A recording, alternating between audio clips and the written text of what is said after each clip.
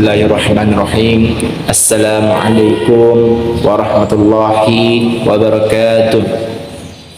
Alhamdulillahi rabbil alamin. Assalatu wassalamu ala asyrafil anbiya wal mursalin sayyidina Muhammadin wa ala alihi wa sahbihi ajmain, amma ba'd. Fa ya ibadallah, usikum wa nafsi bittaqullah faqad fazal muttaqun. Faqad qala Allah subhanahu wa ta'ala fi kitabil aziz wa huwa asdaqul qailin. A'udzu billahi minasy syaithanir rajim. Bismillahirrahmanirrahim.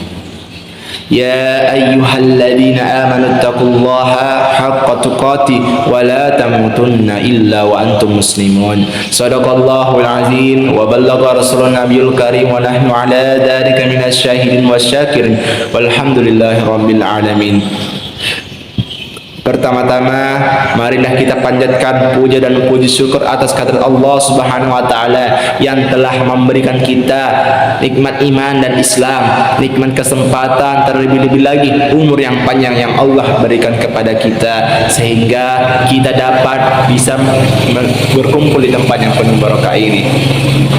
Salawat serta salam kepada junjungan Nabi besar kita ucapkan, kita lafazkan salawat serta salam kepada junjungan Nabi besar kita Muhammad sallallahu alaihi wasallam.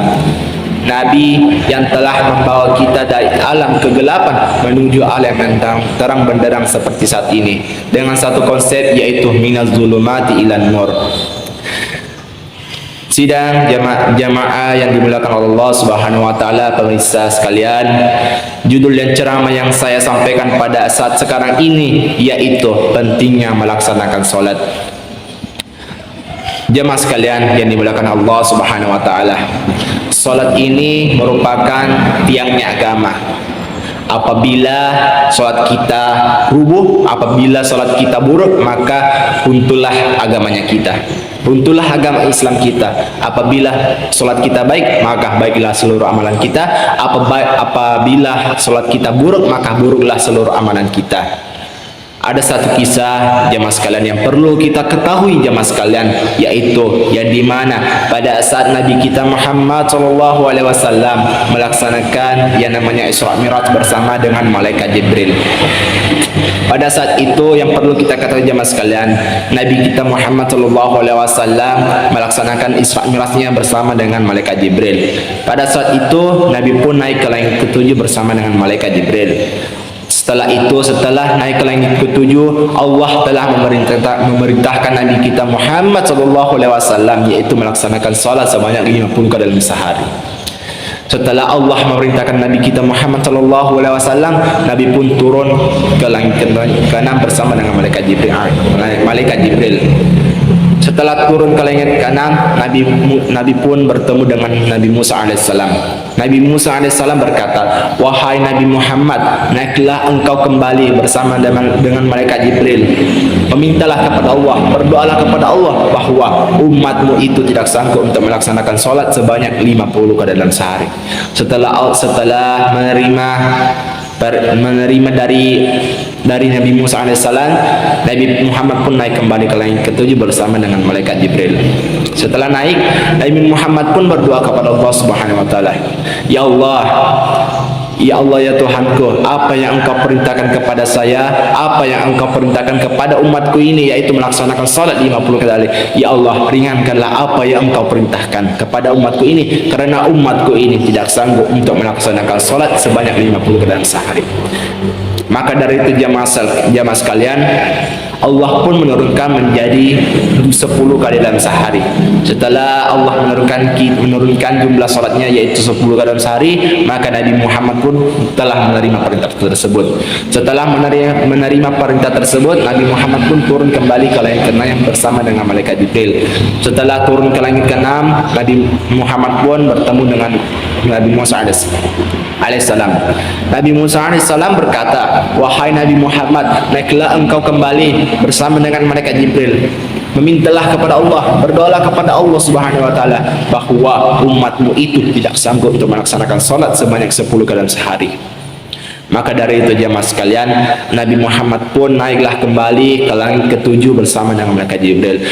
Setelah itu Nabi Muhammad pun meminta kepada Allah Subhanahu wa taala dan berdoa kepadanya, "Ya Allah, ringankanlah apa yang Kau perintahkan kepada umatku ini, yaitu melaksanakan salat sebanyak 10 kali dalam sehari. Maka karena umatku ini tidak sanggup untuk melaksanakan salat sebanyak 10 kali dalam sehari." Jemaah sekalian, yang kita dapat ambil hikmahnya jemaah sekalian, yang perlu kita ambil hikmahnya dari suatu kisah ini, ya di mana kita sebagai manusia biasa patutlah bersyukur kepada Allah Subhanahu wa taala, patut berterima kasih kepada Nabi kita Muhammad sallallahu alaihi wasallam, yang di mana Nabi kita telah berdoa kepada Allah, meminta kepada Allah Subhanahu wa taala, dan Allah pun mengabulkannya, yaitu melaksanakan salat dari yang awalnya 50 kali dalam sehari menjadi 5 kali dalam sehari. Maka dari itu jemaah sekalian, kita sebagai umatnya Nabi Muhammad sallallahu alaihi wasallam yang insyaallah mendapatkan syafaat di hari akhirnya, yang dimana Allah telah meringankan kita, yaitu melaksanakan salat 5 kali dalam sehari. Bayangkan jemaah sekalian, bayangkan apabila ketika saat Allah Subhanahu wa taala masih sampai sekarang, sampai saat ini, detik ini pun Allah masih memerintahkan kita, yaitu melaksanakan salat 50 kali dalam sehari. Mungkin ada jemaah sekalian, mungkin ada orang-orang yang tidak melaksanakan, mungkin ada yang melaksanakan, ada juga yang tidak melaksanakannya.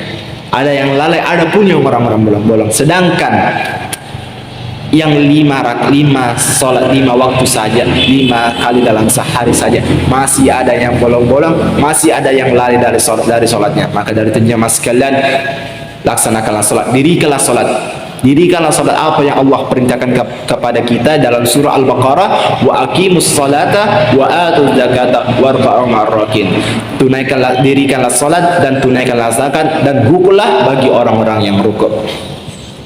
Maka pemirsa yang dimuliakan oleh Allah Subhanahu wa taala, kita lihat saudara-saudara kita yang berada di Palestina ingin melaksanakan ibadah, ingin berdoa kepada Allah Subhanahu wa taala, yang dimana saudara-saudara kita di Palestina di sana sangat-sangat ingin beribadah, tetapi terhalang oleh yang namanya peperangan. Kita patut bersyukur kepada Allah Subhanahu wa taala. Tidak ada yang menjajah kita, tidak ada yang mengganggu kita, tidak ada yang melarang kita. Kita diberikan fasilitas masjid, warga-warga di sekitar kita di Indonesia ada semua masjidnya, semua memiliki masjid, yang dimana kita saja sebagai manusia biasanya umatnya Nabi Muhammad SAW, yaitu harus melaksanakan, wajib melaksanakan, mendirikan salat, karena kita diperintahkan oleh Allah Subhanahu wa taala dalam surah Al-Baqarahnya tadi. Maka dari itu jemaah sekalian, ketika ada masjid, ketika azan telah berkumandang hayya 'alas shalah, hayya 'alal falah, ayolah orang-orang muslim, dirikanlah salat dan raihlah kemenangan.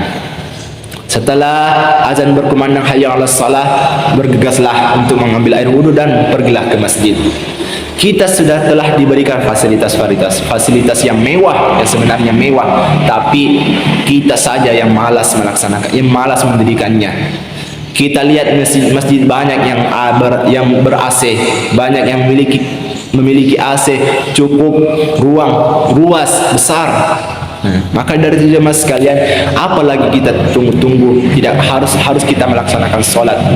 Wajibnya kita harus melaksanakan sholat, karena kita lihat di saudara-saudara kita di sana di Palestina ingin melaksanakan ibadah, tapi terhalang oleh peperangan, yaitu dijajah oleh negara Israel. Maka dari itu jemaah sekalian, dirikanlah salat sebaik-baik mungkin. Janganlah engkau tinggalkan, janganlah jemaah sekalian meninggalkan salat ini, karena salat ini penting bagi kita semua.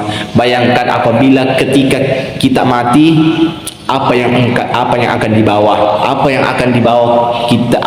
dibawa ketika kita mati di alam kuburnya. Karena sholat ini yang paling pertama dihisab pada hari akhirat nanti, yaitu sholat. Bayangkan, apabila sholat kita baik, maka baiklah seluruh amalan kita. Apabila sholat kita buruk, maka buruklah seluruh amalan kita. Maka kita jemaah sekalian, pemirsa sekalian yang dimuliakan oleh Allah Subhanahu wa taala, bersyukurlah kepada Allah Subhanahu wa taala, kita masih diberikan umur yang panjang, kesehatan, kesempatan, dan bisa kita berkumpul di tempat yang penuh barokah ini. Semoga apa yang telah saya sampaikan kepada jemaah sekalian bisa menjadi motivasi kepada jemaah sekalian, bisa menjadi hidayah. Semoga Allah memberikan kepada semua hamba-hambanya yaitu hidayah, yaitu melaksanakan perintahnya, dirikanlah salat. Janganlah engkau meninggalkan salat, karena salat itu penting bagi kita semua. Jadi cukuplah apa yang telah saya sampaikan jemaah sekalian. Semoga bermanfaat bagi kita semua. Wabillahi taufiq wal hidayah. Assalamualaikum warahmatullahi wabarakatuh.